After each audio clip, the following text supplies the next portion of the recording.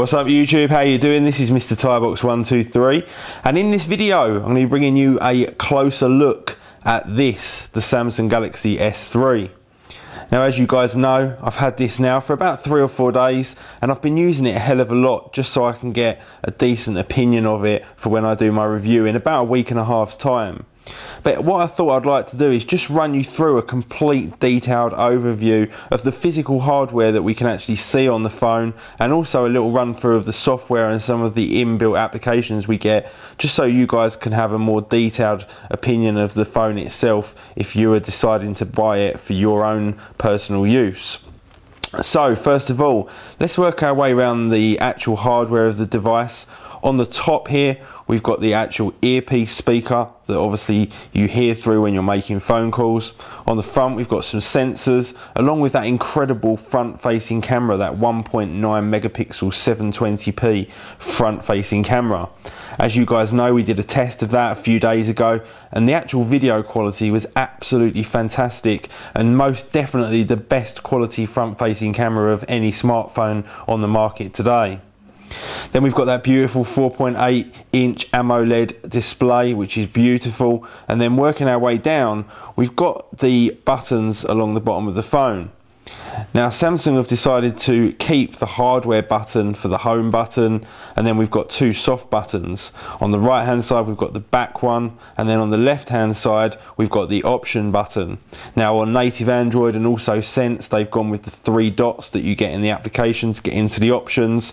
But with the Samsung Galaxy S2, you actually click the options button down here, and they've actually sacrificed the task manager for that.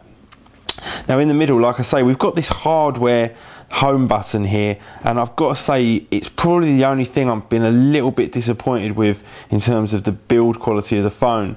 The buttons kind of lacks responsiveness, and it's also so thin that you really do have to get your thumb in exactly the right position to actually press on it. If you try pressing down in the middle, it's a lot more difficult, and you have to put a lot more pressure on it to actually get it to kind of respond. So a little bit disappointed with the home button, but once you get used to it, it's pretty much fine.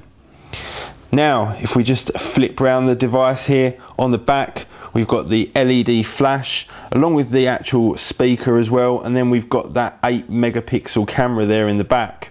Now, as you guys know, we tested that as well a couple of days ago, and it also produced incredible results from that rear facing camera. We've got the back piece of plastic, which, like I said in the unboxing, when you take it off, in fact let's do that, it does tend to kind of feel a bit nasty, but is made out of a very tough polycarbonate and would actually be very difficult to break, whether you're just holding it in your hands and bending it, or whether you actually dropped it on the floor. Once it's on the phone, it does feel nice and solid, but it does kind of make you feel like you're not specifically getting as much value for money as if they'd just put a little bit more energy into that back cover. Now, in terms of the back of the phone, once we've got the cover off, we've got that huge 2100 milliamp hour battery, and then we've got the slot for the micro SIM card. A lot of people complaining they don't like that, because if they want to move between 2 phones, one of them not having micro SIM, then it's a bit of a pain. But pretty much all phones moving forward now are going to have the micro SIM, and I'm absolutely fine with it. You can buy a little adapter to put it into a bigger SIM if you want to.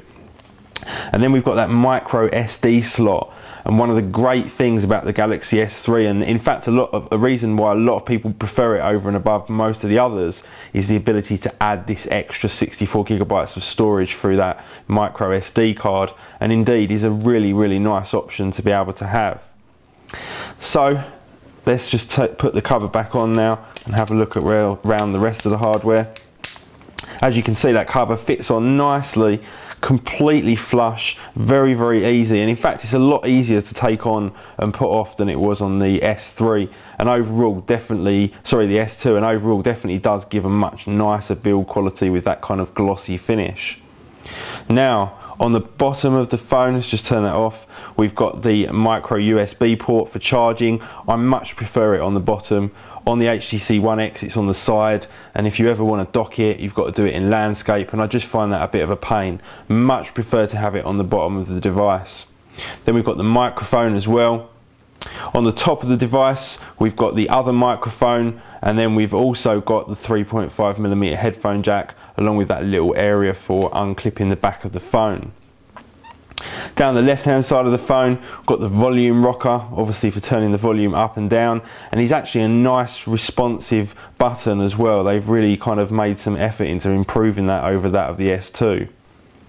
On the other side, we've got the power or standby on-off switch, and I much prefer having it on the side of the phone, unlike the HTC One X where it's on the top.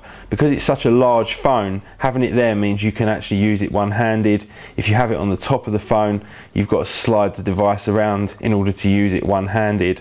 So I definitely prefer having the standby button on the side of the phone for one-handed use.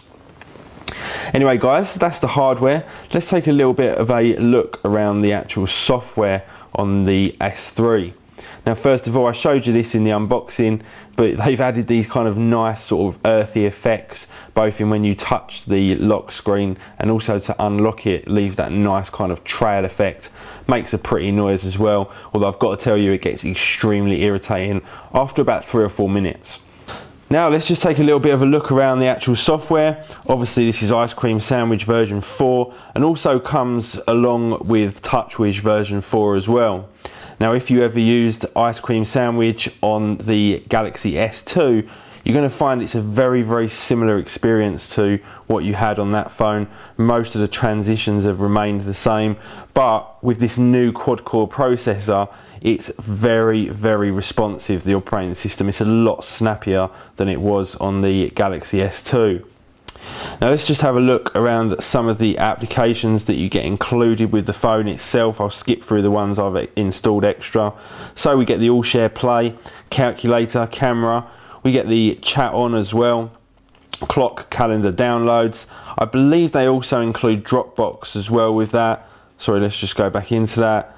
And then we get obviously the Google Mail application. I believe it comes with Flipboard as well pre-installed, FM radio, gallery, Game Hub, Gmail, Google Plus, Internet, Latitude, Maps, Messaging, and also Messenger.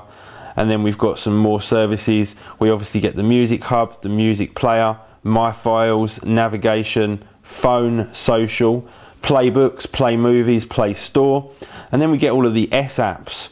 So here we've got, for example, S Memo, S Planner, S Suggest, and then we've got the S Voice, which is kind of similar to Siri, although they've made it slightly different and slightly more enhanced in the fact that it can actually launch applications and do a few more things than was originally built into Siri.